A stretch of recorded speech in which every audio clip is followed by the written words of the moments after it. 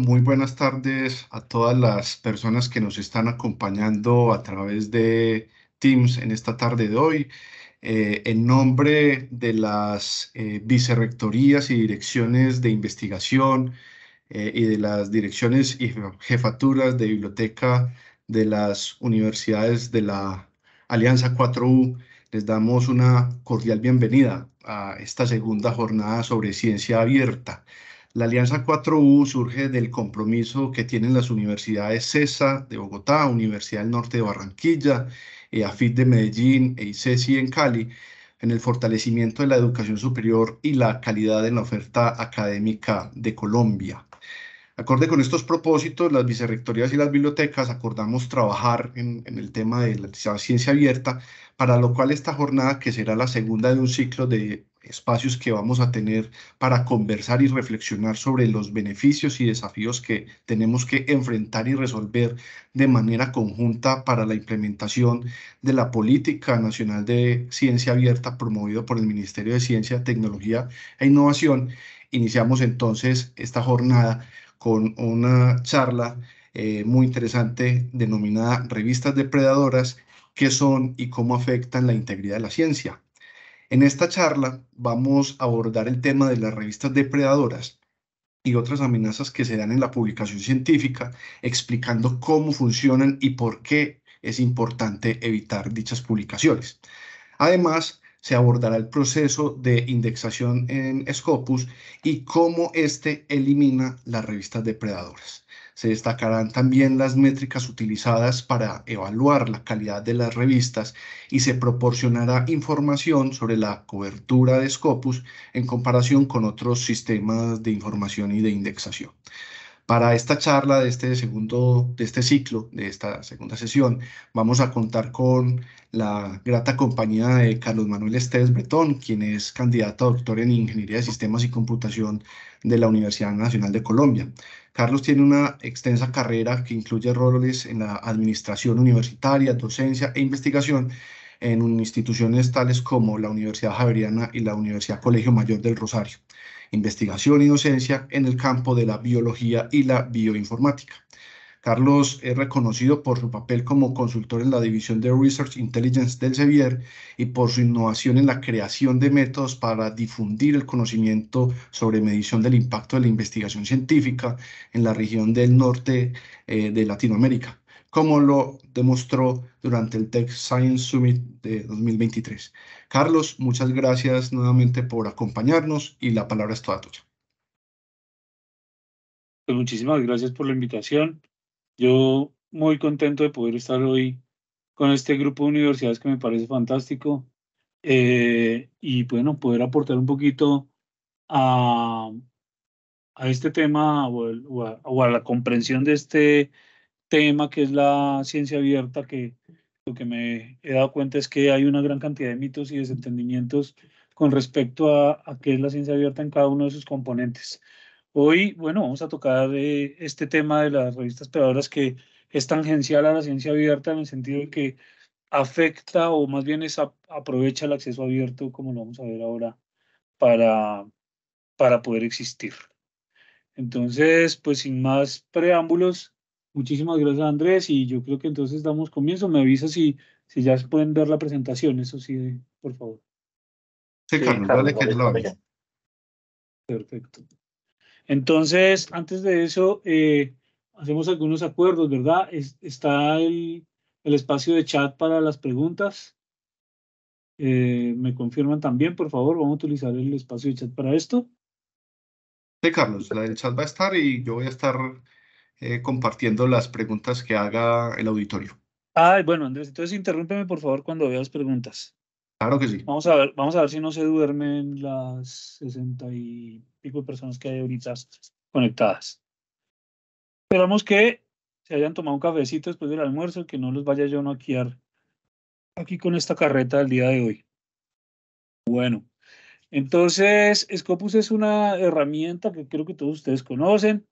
Es una herramienta que se utiliza principalmente para hacer búsqueda de referencias bibliográficas. Sin embargo, aquí lo que les estoy mostrando es que nosotros identificamos en el CEBIER algunos retos de investigación, realización de la investigación en sí misma para descubrir pues qué es lo más relevante, cómo identificar expertos y colaboradores, también es uno de los retos grandes con respecto a la gestión de la investigación, evaluar y demostrar el impacto, tomar decisiones sobre estrategias de investigación y solicitar y analizar financiamiento. La charla de hoy pues está dentro del marco de esta de toma de decisiones sobre la estrategia de investigación que tiene que ver con esta decisión grandísima de escoger la revista en la cual voy a publicar los resultados de investigación que pueden ser de 3 años, 2 años, 4 años, 5 años de investigación, eh, pues con muchas dificultades y mucho esfuerzo, como todos sabemos, incluso puede haber divorcios de por medio, entonces hacer una mala elección de ese título puede ser complicado. No sé por qué se me coló esta slide, pero bueno. Antes de hablar de las revistas predadoras, quiero contarles una historia para que tengamos en cuenta qué es lo que significa una revista predadora o una publicación en una revista predadora. Entonces, esta historia sobre los desafíos de la educación tradicional y el aprendizaje basado en la experiencia, también conocido como ABE. Todos sabemos que hay unas problemáticas, todos entendemos unas problemáticas y desafíos en la educación tradicional en estos días. Dentro de esos desafíos están la falta de motivación y compromiso de los estudiantes, la educación pasiva, la evaluación centrada en la memorización, falta de adaptabilidad y aprendizaje continuo, la brecha entre la teoría y la práctica, la desconexión con la comunidad, la preparación insuficiente para el mundo laboral y pues el mundo frenético del siglo XXI, sobre todo estos últimos años, que como lo mencionamos antes de iniciar, todos los días las herramientas nos van sobrepasando y el desarrollar o mantenerse con las habilidades necesarias es complicado para uno, pues pensemos cómo es esto en el mundo académico, creo que todos lo sufrimos. Entonces, lo que hace uno en estos casos para poder entender esto y generar un panorama de la investigación lo suficientemente apropiado, pero no solamente eso, sino también conocer los antecedentes. Si yo quiero realizar una investigación o estoy interesado en iniciar un recorrido de investigación en estas áreas, pues hacer una búsqueda bibliográfica. Entonces, usualmente lo que todo el mundo hace es buscar esos antecedentes. La herramienta a la que echan mano usualmente es Google Scholar y entonces allí podemos ver cómo en una búsqueda avanzada yo puedo hacer una búsqueda de unos términos como por ejemplo un marco de referencia de experiencias de vida, aprendizaje experiencial, educación secundaria, por ejemplo, si quiero enfocarme en la educación secundaria. Y al realizar este tipo de búsquedas, pues voy a encontrar por lo menos acá dos referencias de las cuales una pues me está hablando del aprendizaje experiencial en educación secundaria en cursos de química y un caso específico de experiencia de vida. Esa publicación está publicada en esta revista, en US China Education Review B. Ahí ustedes ven la página de la revista. Y, por supuesto, descargado el artículo, voy a utilizar inteligencia artificial para comparar documentos similares, porque como tengo el Copilot instalado, donde les muestro dónde está. Acá yo tengo el Copilot instalado, entonces me permite, aquí está, o chatear con el artículo, bueno. Entonces me permite hacer ese tipo de comparaciones. Entonces se abre la aplicación SciScape que me permite comparar y analizar artículos científicos con la inteligencia artificial, a la cual yo le voy haciendo preguntas sobre el artículo, voy chateando sobre el artículo y me va contestando. Entonces aquí está el Copilot para que ustedes lo vean. Y me extrae 5 referencias que parece que son interesantes. Aquí me muestra que es de acceso abierto, ¿cierto? Dentro de la política estamos hablando de ciencia abierta, pues bueno, estos artículos todos son de acceso abierto. Yo también tengo otra extensión que me localiza la URL de lo que haya en acceso abierto en cualquier página para yo poderla descargar. También ayuda muchísimo a esto. Y entonces aquí lo que me dice es que este artículo presenta un nuevo uso del marco de experiencias de vida significativas para modelar el aprendizaje de experiencia en un curso de química de una escuela secundaria. Se ve bastante promisorio ese artículo. Entonces lo descargamos, lo llevamos a Copilot, al Copilot de SciSpace, y le preguntamos cuáles son las contribuciones del artículo. Entonces nos dice cuáles son las contribuciones, que el aprendizaje experiencial, el artículo presenta un nuevo modelo de experiencias vitales, los autores proporcionan evidencia, etcétera, etcétera. Y también, bueno, aquí yo le quiero preguntar sobre las implicaciones prácticas del artículo. Entonces me dice que sugiere la implementación de aprendizaje experiencial en cursos de química, que recomienda a los autores, que me dan los hallazgos del artículo, lo cual es bastante interesante. Esta herramienta además me permite con este botón poder analizar las gráficas, o me explica las gráficas y las tablas que haya dentro del artículo. Uno de esos autores es Bradley Alf, de la Universidad de Carolina del Norte, de Carolina del Norte, perdón. Y entonces vemos aquí cuáles son sus publicaciones en su perfil de Google Scholar y vemos que allí está el artículo, yo lo vi por aquí, no sé dónde está. Bueno, en alguna parte estaba ya, ahora se me perdió. El artículo que estábamos mirando. Entonces, lo interesante de esto es que veamos cuáles son los coautores, ¿no? ¿Cuáles son los coautores de este artículo? Aquí está el artículo referenciado en Google Scholar, que ya revisamos por inteligencia artificial, y vemos que los coautores del artículo son Jesse Pinkman y Walter White, que yo creo que muchos de ustedes los conocen. Son los personajes ficticios de la serie Breaking Bad, y el artículo lo que hace es contar cómo se puede utilizar la experiencia o la experiencia de hacer metanfetaminas para aprendizaje de la química en escuela secundaria, con el autor principal Jesse Pinkman y con último autor Walter White. Por supuesto, ustedes entenderán que el artículo fue una farsa completa y lo escribió Bradley Alf. Ahí ustedes pueden ver un video de una charla TED en donde él explica qué fue lo que hizo, y construyó este artículo de la forma más absurda posible para que no fuera publicado, para que en una revisión por pares el artículo no pasara a la revisión. Sin embargo, fue aceptado no solo en una, en varias revistas, y en esta fue publicado. Entonces les recomiendo a ustedes que revisen el video para que vean la experiencia completa. ¿Por qué traigo a colación esta historia? Porque justamente lo hizo para identificar revistas predadoras. Entonces, vamos a ver un poco de lo que son las revistas predadoras. He oído recientemente una gran cantidad de desinformación al respecto. Por ejemplo, que en alguna universidad estaban diciendo que revista predadora era la que no fuera Q1. Eso no tiene que ver una cosa con la otra, y vamos a mirar entonces un poquito esto de qué son las revistas predadoras. Las revistas y editoriales predadoras, que primero que todo, esa definición de revista predadora es una definición que solamente apareció una formal. Hay pseudo definiciones, pero hay una definición pseudo formal que le permite a uno identificar una revista hasta 2019. Y aparecen en este artículo que si ustedes apuntan al código QR, pues van a poder llegar al artículo que estoy mencionando allí de Nature.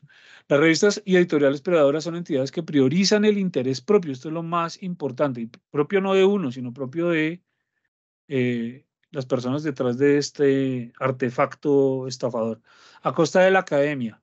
¿Por qué a costa de la academia? Porque como ustedes se acaban de dar cuenta, si yo estoy haciendo una búsqueda sobre literatura para hacer un marco conceptual, un estado del arte, pues puedo caer, si ha sido publicada una revista predadora, en una publicación del tipo de la que hemos hablado, que es un chiste claramente. Sin embargo, durante la pandemia vimos que se publicaron cerca de 300 artículos que fueron identificados como artículos que no cumplían con las normas básicas mínimas de investigación y que se pueden considerar eh, artículos que no deberían ser publicados, y algunos de ellos incluso fueron citados en medios, aunque se retractaron después en las revistas. Los artículos, algunos de ellos fueron publicados en medios difundiendo la mala información. Entonces, se aprovechan de la academia, del método académico de la revisión por pares y ofrecen información falsa o engañosa. Se desvían de las mejores prácticas editoriales, principalmente de la revisión por pares, no lo hacen, y de publicación. No son transparentes con respecto a cómo funcionan esas revistas y utilizan prácticas de captación agresivas e indiscriminadas, como lo vamos a ver más adelante. Por ahora, esta es una definición interesante. Esto quedó aquí como palidísimo, pero el término fue acuñado por Jeffrey Bill en 2020, que era un bibliotecario de una universidad que decidió, muy indignado por ver que estas revistas estaban pululando, generar una lista, un sitio web, un blog, en la cual empezó a citar productos académicos de acceso abierto cuestionables. Entonces, esto afectó muchísimo esa denominación de que eran de acceso abierto. Solamente las revistas progres eran solamente de acceso abierto. Entonces, esto afectó en gran parte el acceso abierto, lo bombardeó de alguna forma, y allí es donde tiene su relación con la ciencia abierta también. La lista fue cerrada el 17 de enero de 2017, él no la volvió a actualizar en una charla que tuvimos con él en el 2019 o en el 2020 tal vez. Nos comentó que lo estaba enloqueciendo el tema de la lista porque bastantes editoriales que no se consideran predadoras, que tenían buenas prácticas según ellos, empezaron a generarle demandas por haberlos denominado predadoras sin ningún tipo de criterio objetivo y solamente con ser su opinión y no ser parte de un procedimiento o un protocolo específico. Entonces, etiquetar una revista como predadora o como depredadora puede ser bastante delicado si usted no tiene un protocolo específico con el cual pueda sustentarlo. ¿Qué ocurre con estas revistas? A menudo caen investigadores jóvenes y desprevenidos que no conocen el sistema editorial y presentan sus manuscritos, y allí el único interés de estas revistas es que ustedes les sacan dinero si publican allí. Entonces, esto es lo que ocurre. ¿Qué características tienen esas revistas? Bueno, lo primero es que tienen información falsa o engañosa, distorsionan las mejores prácticas editoriales, como ya lo había mencionado, hay una falta de transparencia y una solicitud agresiva e indiscriminada de información. Entonces, dentro de la información falsa, por ejemplo, se inventan factores de impacto que no existen, ¿cierto? Dan direcciones incorrectas o falsas. No son consejos editoriales o científicos o comités científicos reales. Hacen afirmaciones falsas sobre la indexación, sobre la pertenencia a asociaciones y sobre la revisión por pares. Además de eso, presentan algunas de ellas sitios web pocos profesionales que tienen errores de ortografía o gramaticales o texto, caracteres que no son. Eso, si usted ve un sitio web de una revista que tiene esas características, pues tiene que levantarle algún tipo de bandera roja. La falsa de transparencia con respecto a los pagos editoriales, le cobran desde el principio, no al final. Eh, Le hablan mentiras sobre la revisión por homólogos, no hay información de contacto real, no hay detalles sobre los gastos del procedimiento de los artículos, eh, los editores no son verificables, le envían a usted solicitudes de correos electrónicos repetidos, con tonos, como decimos por acá, salameros, llenos de halagos. Usted es el gran investigador del universo y su obra es fantástica y queremos que se publique en nuestra revista y nos haría usted un inmenso favor en publicarnos y vamos a sacar un número especial y por favor, entre ya. Ese tipo de cosas. Entonces, ese es el tipo ese es hablando de las revistas predadoras, pero no es lo único que hay. Además de las revistas predadoras, hay otras formas de perversión editorial. Entonces, otras de ellas son las revistas secuestradas, las que llamamos hijack journals.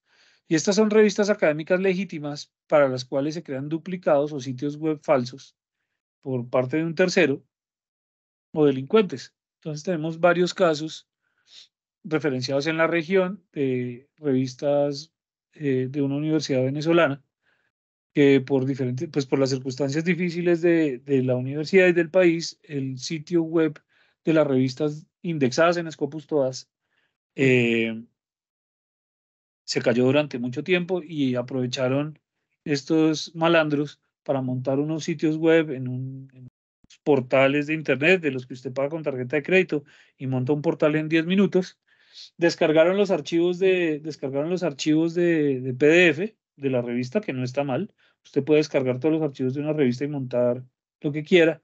Pues ellos se valieron de eso, montaron un sitio web gemelo con una dirección electrónica, con una URL muy parecida a la original de la revista. Básicamente le cambiaron el .edu.be por .com con una imagen visual que incluso superaba a la de la revista original y allí montaron un negocio estafando personas. Entonces, esto causó varios problemas, entre esos que las revistas perdieran su indexación en Scopus y esto ha generado muchísimos problemas en muchas partes del mundo, como ustedes se pueden dar cuenta acá. Entonces, lo que ustedes ven a mano derecha son dos revistas, una es la original y la otra es la pirata. Les pido que piensen cuál es la pirata. Identifico cuál es la revista pirata y cuál es la real. Ahí ustedes van a poder tomar una decisión. Si quieren, escriban en el chat cuál creen que es la pirata, la de arriba o la de abajo. Mientras yo les hablo, nadie, ¿aló? Pueden escribirlo en el chat, sí. Pirata es la de arriba, nos dice Andrés. La de abajo. La de abajo es la real. Muy bien, sí, la de arriba es la pirata porque tiene la dirección .com. Sin embargo, es complicado, ¿no? Las publicaciones no éticas también son publicaciones que no necesariamente son de una revista predadora, pero vemos estos casos también en la región, desgraciadamente. Entonces, ahí hay varias modalidades de publicaciones no éticas, por ejemplo, en donde la revista utiliza, el consejo editorial utiliza la revista para publicarse entre todos ellos, eso no es ético, por supuesto, en donde vemos que hay una alta intensidad de artículos del mismo autor, más de dos autores, o sea, más de dos artículos de un mismo autor en una revista, eso no es probabilísticamente, es muy poco probable y ustedes sabrán de casos, que estoy seguro que sí, de revistas en las cuales ustedes le recibían dos o tres artículos incluso. Yo he encontrado varios números especiales de algunas revistas con más de dos artículos del mismo autor. Eso no se considera ético.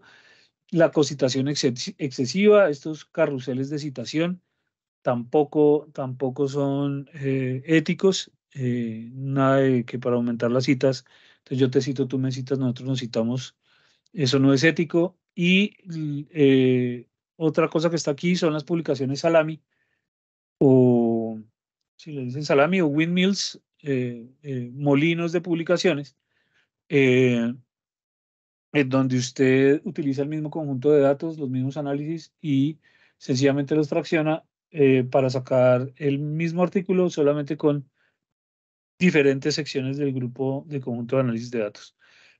Esos son temas no éticos asociados a las publicaciones que también son importantes mencionar. Pero ¿por qué pasa todo esto? Digamos que eh, no es una cosa que sea de hace mucho tiempo, es más o menos reciente. Y hay varios factores que ayudan a estas malas prácticas. El primero es este publish or perish. Entonces, sobre todo en universidades públicas, esto es una cosa terrible, pero las universidades privadas como también han adoptado eh, el modelo de hacer beneficios económicos por publicaciones en algunos tipos de revistas, en algunas tipologías de revistas, pues esto no ayuda porque muchos académicos, entonces, por el afán de publicar, o de obtener un beneficio económico, pues caen en estas malas prácticas o, o son estafados en buena voluntad por revistas predadoras. Otro tema es la tecnología. Hoy día usted puede crear un sitio web que le cuesta $5 o $10 fácilmente en cualquier parte del mundo. puede enviar spam a miles de autores. Hay unos robots de correo electrónico que la gente puede utilizar para enviar correos de estos, a ver cuáles caen. Y por supuesto los pagos en línea están cada vez son más sencillos, entonces pues esto también favorece la aparición de este tipo de malas prácticas. La inexperiencia de los investigadores en el mundo editorial de las revistas indexadas. No conocen cómo es el proceso de someter una revista, someter un manuscrito a una revista indexada, no hay claridad sobre los pasos y entonces ni sobre las métricas de las revistas, ni cómo diferenciar una revista de otra, ni cómo se utilizan las herramientas apropiadas para identificarlas, y entonces esta inexperiencia hace que de pronto usted caiga en una trampa de estas. Y la explotación del acceso abierto, ¿cierto? Del cual vamos a hablar ahora más adelante, pero básicamente tiene que ver con la confusión, o más bien utilizar el pago de APCs indebidamente para hacer caer a las personas en estas trampas. ¿Cómo se ve una publicación depredadora? Entonces, lo primero es el spam que le llega a usted a su correo electrónico. Entonces, le llega un correo más o menos con estas características, ¿no? De tal, el nombre de la revista, a fulanito, institución, su institución, y entonces le dice, mire, vamos a publicar un número especial. Entonces, queridísimo señor profesor fantástico, rey del mundo, muchísimas gracias desde la revista tal. Aquí es muy complicado saber si la revista es genuina o no. Yo le estoy instruyendo desde la revista tal para que vamos a lanzar una nueva revista de la editorial tal, vamos a lanzar una nueva revista o vamos a hacer un nuevo número especial que se va a llamar de tal forma y va a ser el tema va a ser algo de interés. La mayoría dicen que son de países, la mayoría en los Países Bajos o de medio ingreso, pero también reclaman direcciones del Reino Unido o de Estados Unidos, algunas de ellas. Le agradecemos su contribución al campo de la investigación tal, y seguramente es su disciplina o de pronto no, pero la mayoría de las veces por lo menos le pegan por un artículo que usted haya publicado o alguna visibilidad que haya tenido, y lo vamos a invitar a que usted por favor envíe ese manuscrito a la revista. Eh, bueno, esto es puras flores ahí lo que le van a echar a uno. El journal, la revista está indexada en tal y en tal y en tal. Estas cosas no existen, son índices que son falsos, y está planeando en publicar este número fantástico y queremos que usted publique con nosotros. Y entonces usted puede enviar su manuscrito a la dirección de electrónica tal, o puede hacerlo vía en línea a partir de este enlace, y vamos a ver someter este artículo, pues estamos esperando que nos lo envíen fácilmente. Y una firma de un editor en jefe que no dice nada, no tiene información académica del editor ni de nada, de nada. Y así son más o menos los correos electrónicos que llegan. Estoy absolutamente seguro que a muchos de ustedes les han llegado correos de ese estilo. Entonces vamos a ver esta revista. Entonces, aquí hay varias cosas. Primero, pues este es el sitio web, ¿no? Esto no es una presentación de PowerPoint, pero como ustedes se pueden dar cuenta, las imágenes de la revista son clipart. Ahora ya son más cuidados, por lo menos utilizan otro tipo de imágenes, pero bueno, ustedes pueden caer en estas cosas. No, fíjense que aquí hay caracteres basura, estas cosas acá, ¿verdad? La información, la gramática es malita. Eh, Editores de ARP Journals no dice qué significa eso. No hay información de contacto por ningún lado. Y esta es la página, el homepage, ¿no? Aquí está, editor del journal de business, no sé qué.org. El publisher, ARPN Publishers, no dice nada más. Esto es todo muy turbio. Usted encuentra errores por todos lados y así se ven esas páginas. Este es otro ejemplo, el Global Journal of Advanced Research. Lo mismo, si ustedes se dan cuenta, es una imagen tomada, quién sabe dónde, toda deforme incluso, Esto no tiene nada que ver con la revista, básicamente es una foto de un evento, quién sabe qué. Eh, le da un factor de impacto y aquí se inventaron otro factor, una cosa rara ahí, se inventaron para que envíe el artículo, eso sí, claritico y grande. Eh, ¿Qué más? Ah, bueno, le dan un ISSN para que usted revise, cosa que casi nadie hace. Presencia en redes sociales. El comité editorial, pues como ustedes se dan cuenta, estos son fotografías de una galería de fotos de estas pagas con unos nombres de unas personas y unas direcciones.com que son no verificables, con unos números que no son, que son falsos, para que usted caiga. Y por supuesto, dice que está indexado en una cantidad de cosas como por ejemplo en el Site Factor, eso no existe, o el G-Factor, o ponen cosas como Google con los logos reventados, Script. Script ni siquiera tiene que ver con procesos editoriales, se inventan cosas y bajan logos ahí para confundir a las personas y hacer bulto y hacer parecer que es una publicación legítima. Eh, Algunas portadas de unas revistas que usualmente no existen, el tipo de artículos que reciben. Entonces, mire esto.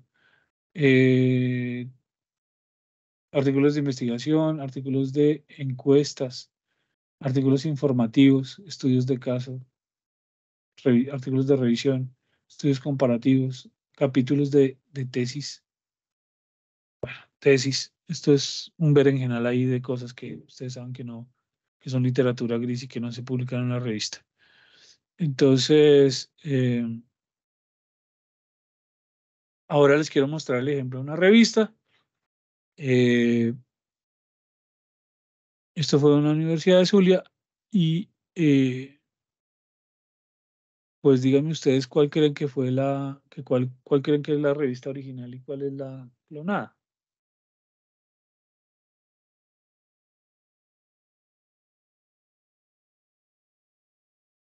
La segunda es la original.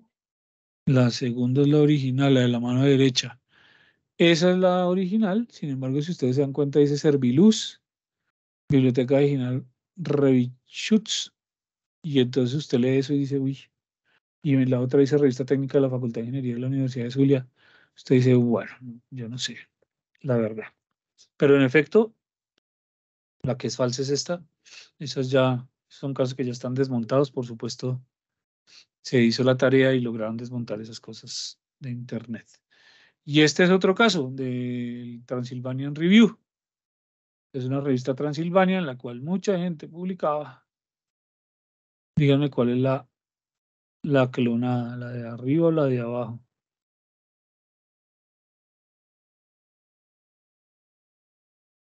¿Cuál es La de la abajo. clonada?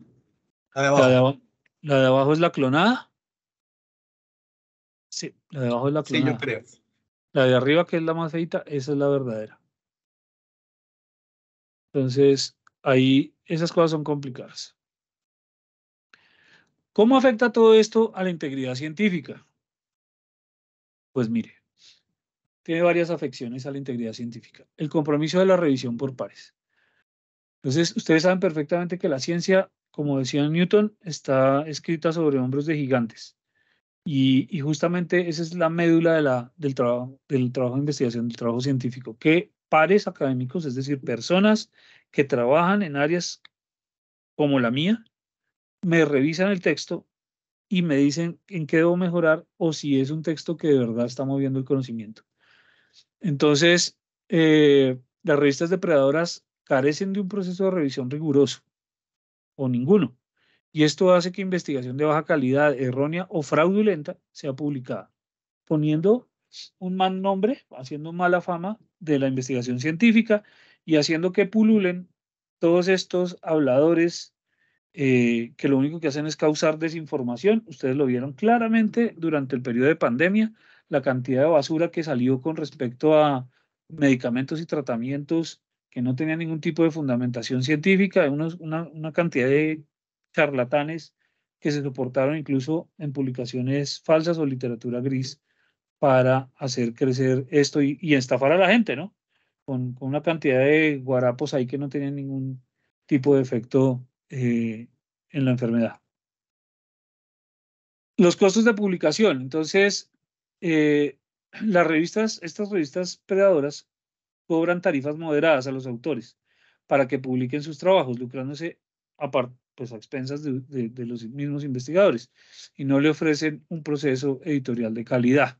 Entonces, como ustedes saben, las revistas que cobran APCs o costo de procesamiento por artículo,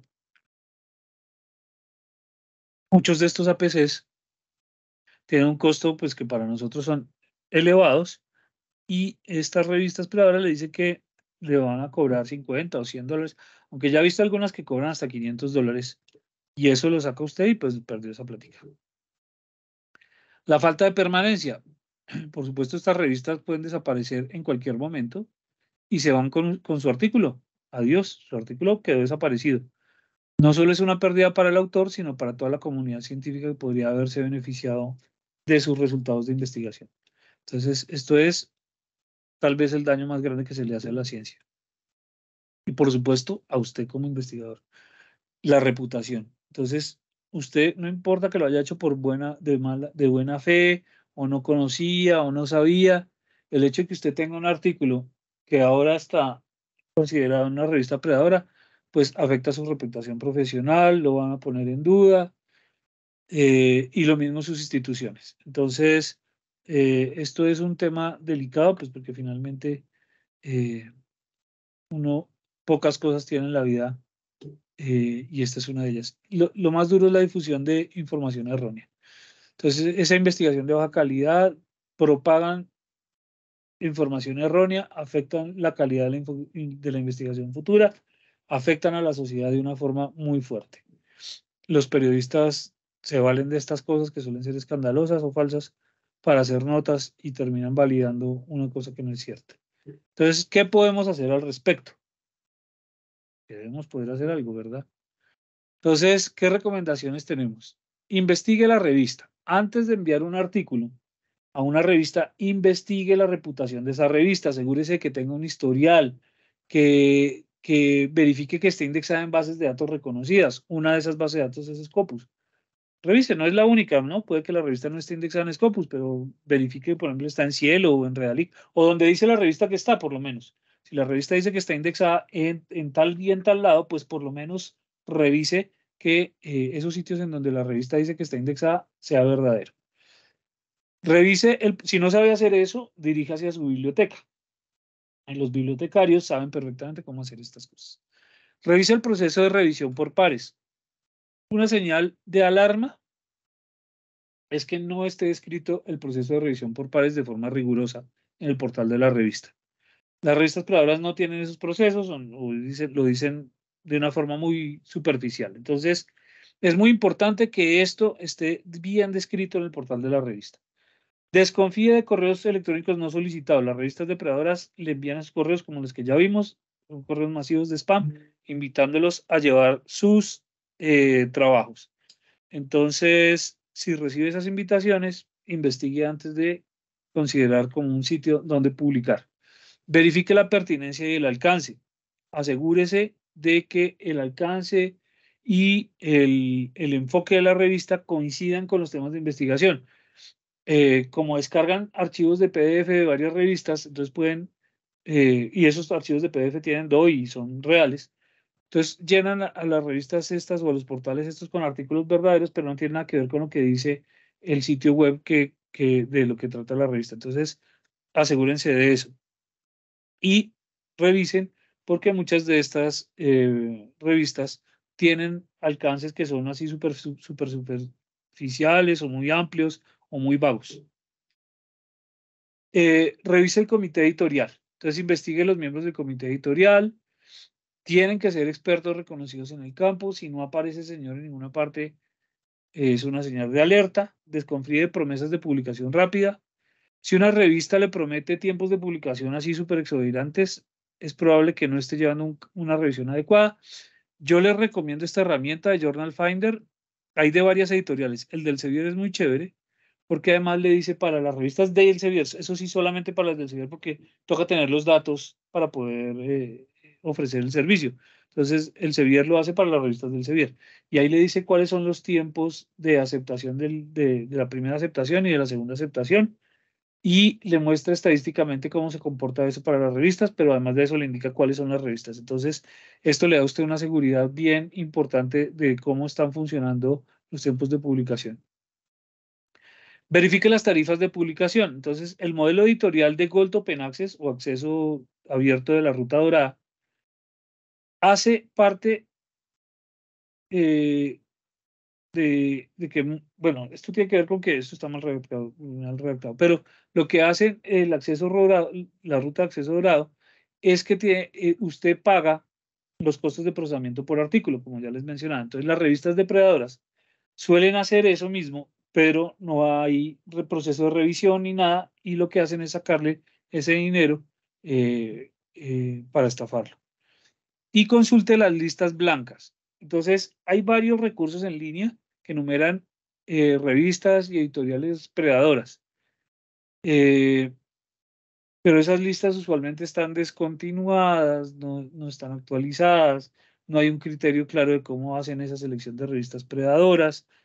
Y eso es muy complicado porque si no hay un criterio unificado, pues es muy difícil tomar decisiones al respecto. Entonces, yo lo que les recomiendo más que revisar las listas negras es que revisten las listas blancas, de revistas que son legítimas, que son confiables, en bases de datos como por ejemplo Scopus. Scopus es una base de datos que es un índice reconocido y pues la probabilidad de que haya una revista predadora allí es baja, aunque no quiero decir que no haya. También las revistas pueden cambiar y convertirse en predadoras en cualquier momento o empezar a generar malas prácticas.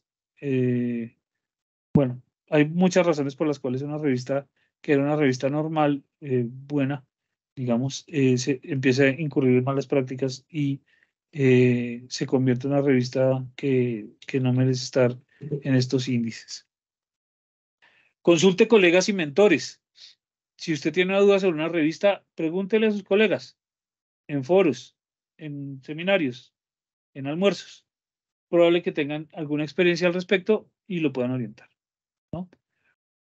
Use herramientas de verificación. Hay herramientas como Think, Check, Submit, se las recomiendo, que ofrecen unas listas bien interesantes de verificación que le ayuda a los investigadores a determinar si esa revista en la que va a participar es confiable o no. Entonces busquen en Google Think, Check, Submit y ahí les va a aparecer ese recurso. Confíen en su instinto. Si algo le parece así como rarito, eso que dice uno, de esto tan bueno no dan tanto, probablemente usted tenga razón y entonces mejor deje eso a un lado y no trate de utilizar los atajos, que son una cosa de la cultura latinoamericana que es absolutamente terrible, pero por andar buscando el atajo y que no pago tanto, sino pago esto poquito, o me van a sacar el artículo más rápido, puede usted caer en una mala práctica de estas que va a poner en duda su integridad ética. ¿Dónde publicar? Pues busque espacios de capacitación. Por ejemplo, esta sesión es un espacio de capacitación. Nosotros también tenemos una plataforma que se llama Researcher Academy, una sección que se llama Finding the Right Journal. Ahí está la dirección. Es un recurso que es gratuito. Lo único que tiene que hacer usted es loguearse. Puedes loguearse con su cuenta de Scopus o de Mendeley y allí usted va a tener ese recurso a disposición para que pueda tener más capacitación al respecto. Eso es muy importante que busquemos ese tipo de capacitación. Veo algunas preguntas por allí. Lástima que OJS también se pueda usar para montar revistas depredadoras. Pues muchas revistas de la región están montadas en esta plataforma. También se puede revisar la matriz de información para análisis de revistas. Bueno, el gestor de información no tiene la culpa. Eso es una herramienta. Entonces, como cualquier herramienta, pues las herramientas no son ni buenas ni malas. Ahí el que tiene la bondad o la maldad no es precisamente la herramienta. Hay revistas predadoras montadas en cualquier cosa, en GoDaddy, en cualquier plataforma. Entonces, no tiene que ver con eso y no podemos satanizar una plataforma, dejar en el ambiente que hay una plataforma que sea menos adecuada para publicar las revistas. La herramienta no tiene la culpa en ningún caso. ¿Cuánto se considera un tiempo de publicación aceptable? Ahora, entonces, Marta Elena, no hay un tiempo aceptable.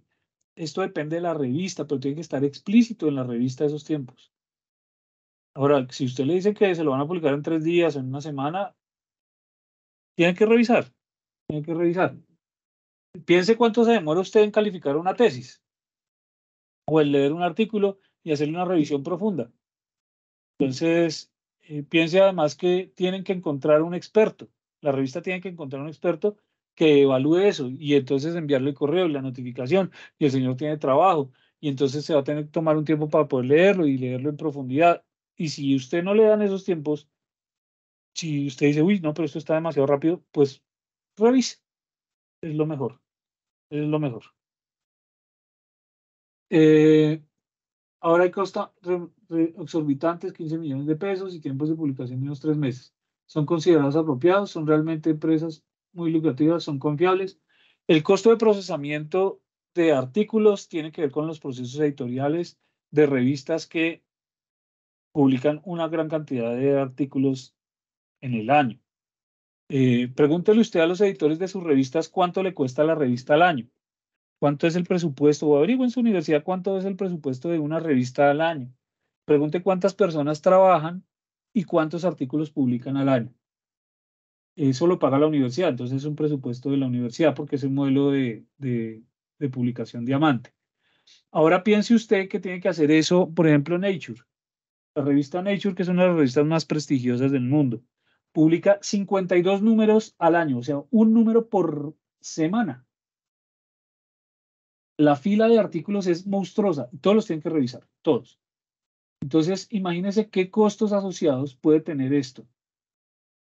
Y pues mantener los sitios web, los sistemas de información, muchos de estos inyectan información adicional. Bueno, hay una gran cantidad de procesos detrás del mundo editorial en donde los costos pues hay que cubrirlos. Ahora, eso no quiere decir que sean predadoras. Predadoras no tiene que ver con el costo del APC. Eso es muy importante dejarlo claro. No tiene nada que ver con el costo de procesamiento por artículo.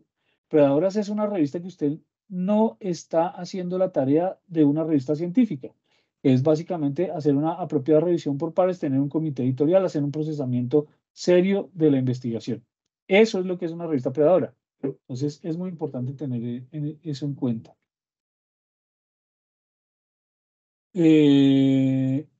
Ese punto es interesante. El tiempo que te dan para revisar un artículo, máximo 2 semanas, revista con uno Open Access. No entiendo la pregunta allí, María Elena. ¿Las revistas de la editorial MDPI son predadoras? Yo no le puedo decir si una revista es predadora o no. Como le digo, eso es un proceso de evaluación. Bueno, ya vamos a entrar un poquito a eso. Entonces, vamos a hablar de Scopus. ¿Por qué es importante Scopus en estos procesos? Y ya les voy a contar. Entonces, Scopus es un sistema de información que maneja referencias, no maneja texto completo, maneja referencias de artículos. En este momento en Scopus hay cerca de 92 millones de documentos indexados de 7.000 editoriales diferentes. Activas tenemos 27.950 revistas de un total de 50.000 revistas que hay en Scopus. Es decir, la diferencia entre las 50.000 o las cerca de 50.000, las 27.000, casi 28.000 revistas, pues son revistas que están inactivas. Algunas de ellas, bueno, todas ellas cesan su proceso de indexación, se consideran inactivas y están inactivas por diferentes razones, porque dejaron de publicar o porque salieron por algún problema ético o por métricas bajas. Es importante decir que en Scopus se contemplan todas las áreas del conocimiento. Algunas personas no sé por qué razón, piensan que, por ejemplo, ciencias sociales no está incluido dentro de Scopus, lo cual no es verdad. Y tiene una completa cobertura regional, cubre todo el planeta, incluso Latinoamérica. Algunas personas piensan que Scopus no cubre publicaciones latinoamericanas o que no cubre publicaciones en español. Todo eso es falso. Scopus tiene 40 idiomas o referencias a artículos en 40 idiomas distintos. Y también contempla diferentes tipos de documentos, incluso libros de investigación.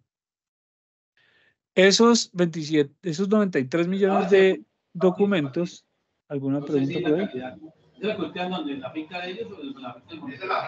Andrés Mauricio, ¿qué nos quiere preguntar? Seguramente se le abrió el micrófono, Andrés. Okay. Dale, por favor, Carlos. Entonces, estos 93 millones de documentos están indexados han sido producidos por 17 millones de autores. También tenemos los perfiles institucionales de esas personas. Generamos métricas de revistas, que es importante para que usted identifique esas revistas que han pasado por otro proceso de verificación. Métricas a nivel de artículo, en donde usted va a poder verificar qué ocurrió con el artículo, por ejemplo, las métricas de Plomex. Métricas a nivel de autor, así que usted va a poder verificar si ese autor existe en la realidad o no. E incluso herramientas tecnológicas para hacer minería de datos mucho más profunda. Entonces, como les decía, ya son 93 millones de registros a la fecha. Estas son cifras de julio. Tenemos ciencias físicas, 14.000 títulos, ciencias de la salud, 15.000 títulos, ciencias sociales, 14.500 títulos, ciencias de la vida, 7.800 títulos. De estos, 22 millones y medio de documentos son de acceso abierto.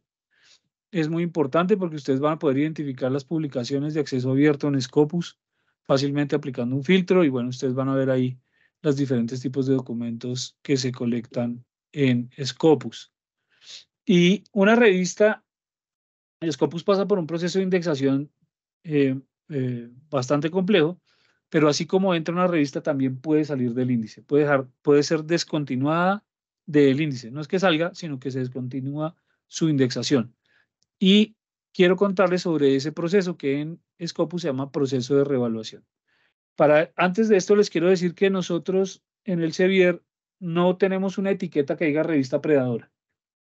Nosotros tenemos unas etiquetas que hablan del bajo desempeño de una revista o de prácticas no éticas.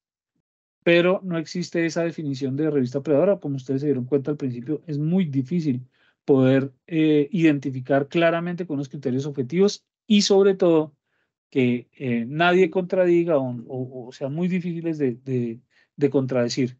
Entonces, nosotros tenemos unas métricas específicas para considerar una revista como sale del índice. Lo primero, hay 4 formas para identificar una revista que entra en el proceso de reevaluación. Ese proceso de reevaluación puede tardar hasta 2 años. 2 años. Mientras se hace el estudio, se verifica, se le notifica al editor. Si la práctica continúa, pues la revista entra en reevaluación. Entonces, porque es que matar una revista, sacarla del índice es una cosa muy complicada. Imagínense a todas las personas que afecta que una revista haya sido identificada como con malas prácticas.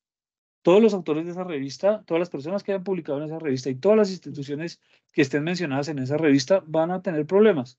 Entonces, tomar esa decisión es una decisión que el comité, el CCAB, que es el Comité de Indexación de Scopus, se toma muy en serio y es un proceso que tarda hasta 2 años. Entonces, lo primero es el bajo rendimiento.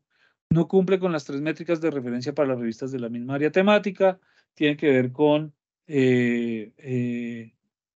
cantidad de autocitas, tiene que ver con cantidad de clics que se hagan al artículo en texto completo, tiene que ver con el uso de los resúmenes. Entonces, hay varias métricas que indican, que denotan bajo rendimiento y si la revista está en alguna de esas, pues entonces se perdió la bandera y entra en el proceso de reevaluación. Del proceso de reevaluación puede salir victoriosa o no. La segunda es gente que se preocupa por las normas de publicación de la revista, es decir, lo hace a través de quejas formales. Entonces, si usted dice, esta revista es predadora, porque usted sabe que eso es predador y usted está convencido, recopile toda la información, recopile las pruebas y usted envía un correo a Scopus y ese correo va a ser tenido en cuenta para etiquetarla, por lo menos con una alerta y a ver si la revista entra al proceso de reevaluación o no. Que muestra un comportamiento atípico. Entonces tenemos un robot, una inteligencia artificial ahí patrullando Scopus, que encuentra valores atípicos de cerca de 120 criterios distintos de una revista de métricas distintas, y cuando ve que hay un cambio de comportamiento significativo, pues entonces la etiqueta para que entre a ser evaluada si pasa el proceso de reevaluación o no. Y la correlación continua, que es más o menos lo mismo que el segundo, pero esto lo hace el comité CCAB directamente. Ellos identifican algunas revistas para ponerles atención. ¿Cuál es el correo para que usted escriba? Se llama reevaluation@scopus.com. Entonces, allí usted puede notificar sobre las revistas que tienen un comportamiento sospechoso. Tiene que describirlo en inglés, incluir la evidencia pertinente cuando usted vaya a hacer esa notificación. Lo que les mencionaba del criterio, de este criterio, estas son desde el 96, desde el 2016, existe este proceso de reevaluación. Estas son las cifras del 2016 al 2020. Se reevaluaron 990 títulos. En rosado van a ver las que fueron descontinuadas y en verde las que continúan. Entonces, por este criterio de personas que pusieron la queja, es este de acá, el 2, que si ustedes se dan cuenta es el que más revistas ingresó a proceso de reevaluación. Y como se dan cuenta, el 67% de esos que entraron fueron descontinuados. Es el proceso por el cual en mayor cantidad identificamos revistas con malas prácticas editoriales, bien sea éticas o bien sea de cualquier otro tipo, gracias a que la comunidad colabora identificando estos títulos y después los entramos en el proceso de reevaluación. De los otros, pues ustedes ven cuáles son los porcentajes de títulos descontinuados. Entonces, por favor, entren ustedes a Scopus Sources. Aquí, eso es de acceso libre. No necesita tener una suscripción. Y allí usted puede buscar por título de la revista, por área de la revista, todas las que están indexadas en Scopus. Usted puede buscar por áreas específicas. Entonces usted quiere ver cuáles son las revistas en educación, quiere ver cuáles son las revistas en religión, quiere ver cuáles son las revistas en derecho. Usted escribe derecho y le van a aparecer la lista de todas las revistas que están indexadas. Les invito a que utilicen esas listas. Ahí les va a aparecer un listado de este estilo. Por ejemplo, estas son de yo no sé qué área. Pero bueno, les va a aparecer el listado de las revistas que ustedes van a poder utilizar. Y muchísimas gracias. Me pasé ahí un par de minuticos. No sé si haya más preguntas, Andrés, o si haya tiempo para hacerlas, o lo dejamos para responderlas de otra forma. Carlos, muchas gracias y a todas las personas que han estado. Ya estamos cumpliendo el tiempo de la charla, pero quiero leer algunas de las preguntas que quedaron en el chat para poderle, que quede pues acá en la memoria del evento, además de las observaciones de Marta Elena Londoño. Se preguntaba también Wilder Agudelo qué opinión se tiene sobre Frontiers. Lo mismo Néstor Julián Restrepo pregunta sobre las revistas de la editorial MDPI como tal, si son predadoras o no. Algunas observaciones también de Marta Elena Londoño, de la profesora Marta Elena, creo que la profesora Marta Elena, un saludo.